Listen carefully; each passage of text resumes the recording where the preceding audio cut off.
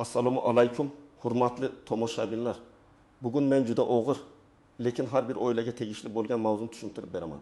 Qarz sabab qariyalarni, pensionerlarni, hatto nogironligi bor insonlarni o'z uyidan chiqarib yuborish mumkinmi? Kimning uyi xavf ostida? Bank, mikrokredit tashkiloti, sud ijrochisi yoki qarz bergan odam kelib uydan chiqing desa, bu darhol bajarilishi shartmi? Mana shu savollarga aniq, oddiy tilda javob beraman. Bu ma'lumot sizning ota-onangiz, buvingizz, bobongiz, farzandingiz va o'zingiz uchun juda muhim. Chunki bugun qarz olmagan odam kam, kafil bo'lmagan odam kam, nomimda uy bo'lsa ham. Men qarz olmaganman-ku deb o'ylaydiganlar esa juda ko'p. Videoni oxirigacha ko'ring, chunki eng muhim joyi aynan oxirida. Uyingizni saqlab qolish uchun qanday hujjatlar yig'ish, qayerga murojaat qilish va nimalarni yozish kerakligini bosqichma-bosqich aytaman. Hozirning o'zida kanalga obuna bo'ling. Like bosing. Chunki bunday ma'lumot kechikib yetib bo'lsa, odam uydan ham, asabidan ham ayrilishi mumkin. Avval bunday holatlar ko'proq oddiy qarz oldi, qaytarmadi shaklida bo'lardi. Masalan, bir kishi qo'shnisidan 5 million so'm qarz oladi, vaqtida qaytarmaydi, keyin sudga beriladi. Sud qaror chiqaradi, sud ijrochisi ish boshlaydi. Ish haqi, pensiya, bank kartasi yoki mol-mulkdan undirishga harakat qilinadi. Odatda odamlar uyi oxirgi chora sifatida ko'rilardi. Hozir esa vaziyat ancha murakkablashgan. Birinchidan kredit va mikroqarzlar juda ko'paydi. Telefon orqali, ilova orqali, pasport bilan ba'zan bir necha daqiqada pul olish mumkin bo'lib qoldi. Ikkinchidan ko'p odamlar kafil bo'lib qo'yganini to'liq tushunmaydi. Shunchaki imzo qo'ydim, o'g'limga yordam berdim. Kelinimga kredit olishga kafillik qildim. Qo'shnim yaxshi odam, men faqat nomimni berdim deydi.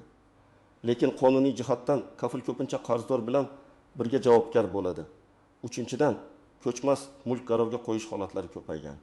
Uy garovga qo'yilgan bo'lsa, bu oddiy qarzdan ancha xavfliroq vaziyat. Eng katta xato shuki, odamlar bu mening yagona uyim, meni hech kim chiqara olmaydi deb o'ylaydi. Bu gap har doim ham to'g'ri emas. Ayrim holatlarda yagona turar joyga nisbatan cheklovlar, ijtimoiy himoya tamoyillari bor. Lekin agar uy o'zi garov predmeti bo'lsa, ya'ni kredit olishda aynan shu uy bankka garov qilib berilgan bo'lsa, vaziyat butunlay boshqacha bo'ladi. Sud qarori bo'lsa, ijro hujjati bo'lsa, belgilangan tartibda savdoga chiqarish masalasi ko'tarilishi mumkin. Shuning uchun men qariyaman, men pensionerman. Bu uyda nabiralarim yashaydi degan gaplar muhim holat sifatida ko'riladi. Lekin avtomatik ravishda qarzni yo'q qilib yubormaydi. Asosiy qism men kim xavotir olishi kerak, kim kamroq xavotir olishi mumkin. Men birinchi navbatda xavf guruhidagi insonlarni aytib beraman. Agar siz yoki ota-onangiz uy garovga qo'yilgan, kredit olgan bo'lsangiz, juda ehtiyot bo'ling. Masalan, 2022 yilda bir oila 200 million so'm kredit olgan, uyini garovga qo'ygan. Dastlab to'lov oyiga 4 million so'm bo'lgan. Ish yurishmay qolgan, taqis oy to'lanmagan. Keyin jarimalar, foizlar penga qo'shilgan. Bank ogohlantirgan, keyin sudga bergan. Sud qarori chiqqandan keyin ijro ishi ochilgan. Bu yerda uyda 7-2 yoshli ona yashaydi degan holat albatta inobatga olinishi mumkin. Lekin garov shartnomasi mavjud bo'lsa, bank o'z talabini garov hisobidan qondirishni so'rashi mumkin. Ikkinchi xavf guruhi kafil bo'lgan pensionerlar. Juda ko'p uchraydigan misol, o'g'il avtomobil olish uchun kredit oladi.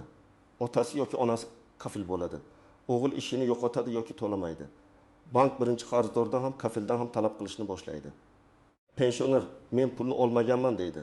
To'g'ri, pulni olmagan. Lekin kafil bo'lib imzo qo'ygan bo'lsa, u qarzdor to'lamasa men javob beraman degan majburiyatni olgan bo'lishi mumkin. Bu juda og'ir holat. Pensiyadan ushlab qolish, bank kartalarini bloklash, mol-mulkka taqiq qo'yish kabi choralar bo'lishi mumkin. Agar kafilning nomida uy bo'lsa, ayrim murakkab holatlarda mulkka oid masalalar ham ko'riladi. Uchinchi xavf guruhi uyini farzandiga, keliniga, kuyoviga yoki boshqa qarindoshiga nomiga o'tkazib bergan qariyalar. Hayotda shunday bo'ladi. Ota uyimni o'g'limning nomiga qilsam, baribir meniki-ku deb o'ylaydi. Keyin o'g'il kredit oladi, qarzga kiradi, sudga tushadi. Huquqiy jihatdan esa uy kimning nomida bo'lsa, o'sha shaxsning mulki hisoblanadi. Ota-ona u yerda yashayotgan bo'lishi mumkin, lekin mulkdor boshqa odam bo'lsa, uning qarzlari bo'yicha uyga taqiq tushishi yoki boshqa jarayonlar boshlanishi ehtimoli paydo bo'ladi. Shu sababli men shu uyda 40 yildan beri yashayman degan gap insoniy jihatdan kuchli dalil. Lekin mulk hujjatlarida kim ko'rsatilgani juda muhim. 4-xavf guruhi notarial qarz shartnomasi tuzganlar. Masalan, bir qariya tanishidan 7 million so'm oladi. Notarius orqali tilxat yoki qarz shartnomasi qiladi. Vaqtida qaytara olmaydi. Kreditor sudga yoki notarial ijro yozuviga murojaat qilishi mumkin bo'lgan holatlar bor.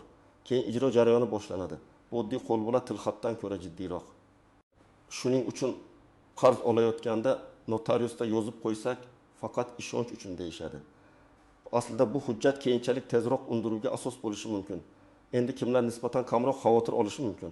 Agar siz hech qanday garov shartnomasi tuzmagan bo'lsangiz, uy sizning yagona yashash joyingiz bo'lsa, uyingiz qarz bo'yicha garovga qo'yilmagan bo'lsa, siz kafil bo'lmagan bo'lsangiz va sizga nisbatan sud qarori yo'q bo'lsa, hech kim kelib shunchaki qarzing bor, uydan chiq deb chiqarib yubora olmaydi. Qonuniy tartib bo'lishi kerak. Talabnoma, sud qaror, ijro hujjati, ogohlantirishlar, bog'lash, savdo. Ko'chirish masalasi, bularning hammasi ma'lum tartibda amalga oshiriladi. Biror xodim qarz undiruvchi yoki tanish odam eshikni taqillatib, qo'rqitib ertaga ko'chib chiq desa, bu qonuniy ko'chirish degani emas. Real hayotdan yana bir misol. 68 yoshli ayolning o'g'li 3 million so'm mikroqarz olgan. Ayol kafil bo'lmagan, uy ham garovga qo'yilmagan, qarz o'g'ilning nomida. Lekin undiruvchilar onasiga qo'ng'iroq qilib, o'g'lingiz to'lamasa, uyingizni olib qo'yamiz degan. Bunday vaziyatda ayol vahimaga tushmasligi kerak. Axir u qarznomasida taraf bo'lmasa, kafil bo'lmasa, garov beruvchi bo'lmasa, uning mulkiga o'g'ilning qarzi uchun avtomatik tarzda tegib bo'lmaydi. Albatta, o'g'il shu uyda ro'yxatda turishi yoki ulushi bo'lishi kabi alohida holatlar bo'lsa, masala boshqacha ko'riladi. Lekin ona bo'lgani uchun javobgar degan qoida yo'q. Yana bir misol. 75 yoshli otaxon 1 million so'm qarz olgan. Lekin qarz evaziga hech qanday garov bermagan. Unga nisbatan sud qarori chiqqan. Sud ijrochisi pensiyasidan ma'lum foiz ushlab qolishni boshlagan. Bank kartasiga cheklov qo'ygan. Otaxonning yagona uyi bor. Bunday holatda uy masalasini ko'rishda qonun, ijtimoiy holat, qarz miqdori, boshqa mulklar, ijro usullari alohida baholanadi. Ya'ni hamma holatda darhol uy sotiladi deyish noto'g'ri. Lekin bu umuman xavf yo'q degani ham emas. Qarz kattalashib ketgan, jarimalar qo'shilgan va boshqa mulk bo'lmasa, nizolar chuqurlashadi. Birinchi nozik masala, garov bilan oddiy qarzni aralashtirmaslik kerak. Agar uy garovga qo'yilgan bo'lsa, qarz qaytmasa, kreditor aynan shu uy hisobidan pulni undirishni talab qilishi mumkin. Ko'p odam garov shartnomasini o'qimaydi. Bank xodimi aytdi, bu rasmiyatchilik deydi. Yo'q, garov rasmiyatchilik emas. Garov bu qarz qaytmasa, mulk xavf ostida qoladi degani. Ayniqsa uy-joy garovi bo'lsa, imzo qo'yishdan oldin har bir bandni o'qish kerak. Ikkinchi nozik masala, ro'yxatda turish mulkdorlik degani emas. Ko'p qariyalar men shu uyda propiskadaman, demak uy meniki deb o'ylaydi. Yo'q, yashash joyida ro'yxatda turish boshqa, mulk egasi bo'lish boshqa. Agar kadastr hujjatlarida uy farzandning nomida bo'lsa, mulkdor farzand hisoblanadi. Siz ro'yxatda turganingiz, u yerda yashashingiz, kommunal to'lovlarni to'lashingiz muhim, lekin mulk huquqini avtomatik bermaydi. Shu sababli ko'chmas mulk hujjatlarini tekshirib qo'yish kerak. Uchinchi nozik masala, hadya shartnomasi. Ota-ona uyini farzandiga hadya qiladi. Keyin farzand qarzga botadi. Ba'zan ota-ona men faqat nomimga o'tkazganman, aslida meniki deydi. Lekin hadya qilingan bo'lsa, mulk egasi o'zgargan bo'ladi. Agar hadya bosim ostida aldov bilan tushuntirmasdan qariya ahvolidan foydalanib tuzilgan bo'lsa, uni sud orqali nizolashish imkoniyatlari bo'lishi mumkin. Lekin bu oson ish emas. Dalillar kerak, tibbiy hujjatlar, guvohlar shartnomani tushunmaganini ko'rsatadigan holatlar, bosim yoki aldov isbotlari. 4-nozik masala, umumiy mulk va ulush. Masalan, uyda ota, ona, o'g'il va qizning ulushi bor. Qarz faqat o'g'ilning nomida. Bunday vaziyatda butun uy emas, qarzdorning ulushi masalasi ko'rilishi mumkin. Lekin amaliyotda bu ham oilaga katta muammo keltiradi. Chunki ulushga taqiq qo'yilishi, ulushni sotish, boshqa mulkdorlarning huquqlari, yashash tartibi kabi masalalar paydo bo'ladi. Shuning uchun qarz faqat o'g'limniki, uyimizga aloqasi yo'q deb beparvo bo'lish ham xato. Agar o'g'ilning ulushi bo'lsa, aloqasi paydo bo'lishi mumkin. 5-nozik masala, sud qarorisiz qo'rqitish. Ba'zi undiruvchilar yoki kreditorlar telefon qilib, bugun kelamiz, narsalaringizni olib chiqamiz, eshikni muhrlaymiz deb qo'rqitadi. Oddiy fuqaro bunday gapdan qo'rqitadi. Ayniqsa qariyalar yuragi siqiladi, qon bosimi ko'tariladi. Men aniq aytaman, majburiy ko'chirish, mulkni xatlash, olib qo'yish kabi harakatlar faqat vakolatli organlar va belgilangan tartibda bo'lishi kerak. Sizdan har qanday hujjatni ko'rsatishni talab qiling. Sud qarori bormi? Ijro hujjati bormi? Ijro ishi raqami bormi? Xodimning guvohnomasi bormi? Og'zaki tahdid qonuniy asos emas. 6-chi nozik masala pensiyadan ushlab qolish. Ko'p pensionerlar pensiyamga tegishmaydi deb o'ylaydi. Aslida ijro hujjatlari bo'yicha pensiyadan ma'lum miqdorda ushlab qolish hollari bo'lishi mumkin. Lekin bu ham cheksiz emas, tartibi bor. Agar ushlab qolishdan keyin yashash uchun mutlaqo mablag' qolmayotgan bo'lsa, ijro organiga ariza bilan murojaat qilish, sudga bo'lib to'lash, muddat berish yoki ushlab qolish miqdorini kamaytirish masalasini qo'yish mumkin. Bu yerda eng yomon yo'l yashirinib yurish. Yashirinsangiz jarayon to'xtamaydi, aksincha vaziyat og'irlashadi. 7-chi nozik masala, oilada kim nima imzolayotganini bilmaslik. Men amaliyotda ko'p ko'raman. Qariya odam, men faqat o'g'limni qo'llab-quvvatlash uchun borganman deydi. Keyin ma'lum bo'ladiki, u garov beruvchi sifatida imzo qo'ygan yoki kafil bo'lgan yoki turmush o'rtog'i roziligi sifatida imzo qo'ygan. Har bir imzoning huquqiy oqibati bor.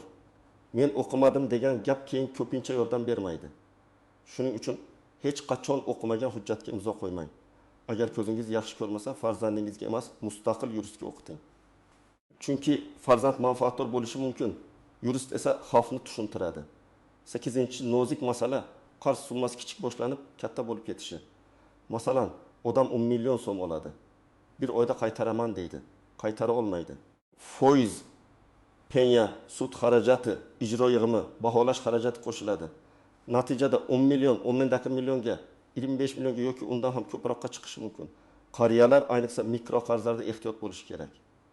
Chunki kichik qarz ham vaqtida to'lanmasa, oilada katta inqirozga sabab bo'ladi. Endi eng muhim qismga o'tamiz.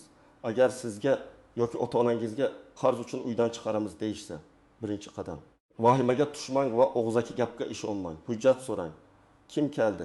Qaysi tashkilotdan? Ismi, lavozimi, guvohnomasi, ijro ishi raqami, sud qarori nusxasi, bularni talab qiling. Telefoningizga yozib oling, lekin janjal qilmang. Qonuniy savol berish sizning huquqingiz. Ikkinchi qadam, uy hujjatlarini tekshiring. Kadastr hujjati kimning nomida? Uy garovda turibdimi? Taqiq bormi? Uyda kimlarning ulushi bor? Buni kadastr organlari, notarius orqali yoki tegishli elektron xizmatlar orqali aniqlash mumkin. Agar siz qariya bo'lsangiz, farzandlaringizdan hammasi joyida degan og'zaki javob bilan cheklanib qolmang. Hujjatni ko'ring. 3-qadam.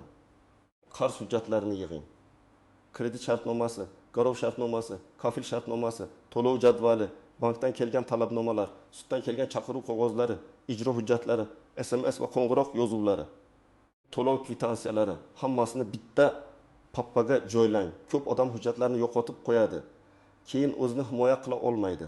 Har bir to'lovni saqlang. Men to'laganman deyish uchun kvitansiya kerak. 4-qadam. Agar sud bo'lmagan bo'lsa, sudga albatta boring. Suddan qochmang. Siz bormasangiz ham ish ko'rilishi mumkin. Sudda siz muddat so'rashingiz, qarz miqdorini tekshirtirishingiz, penya va jarimalarni kamaytirishni so'rashingiz, oilaviy va sog'liq holatingizni tushuntirishingiz mumkin. Qariyalik, nogironlik, yagona yashash joyi, qaramog'ingizdagi shaxslar, kasalliklar, bularni hujjat bilan tasdiqlang.